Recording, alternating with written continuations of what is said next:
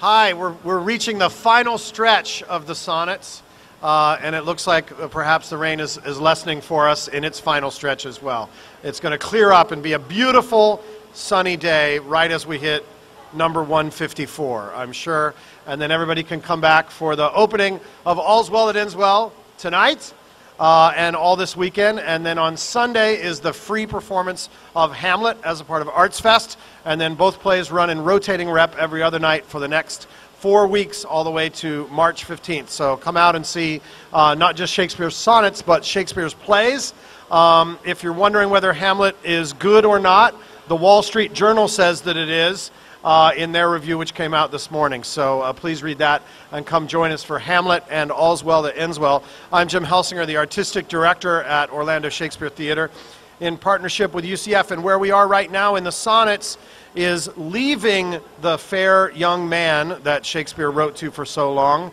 And we begin the Dark Lady series of the sonnets. At this point, he falls in love with the poet, falls in love with a brunette mistress, and in contrast to the fair youth sonnets, they are rather explicit and sometimes very bawdy in sexual nature.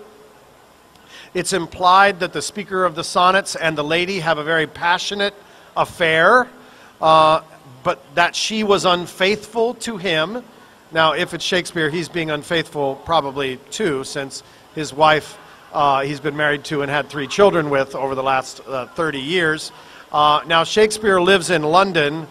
His wife lives in Stratford-upon-Avon, which is 2 days' trip in between.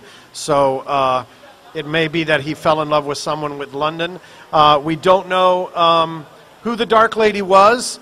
We will never know. But there is one theory that there was an inn halfway between London and Stratford-upon-Avon where Shakespeare would stop, and a generation later somebody says that they're the grandson of William Shakespeare, and that may have been the home of the Dark Lady. Maybe not. It may have been someone in the court as well that he wrote about, or he might have been doing it for someone else. We'll never know.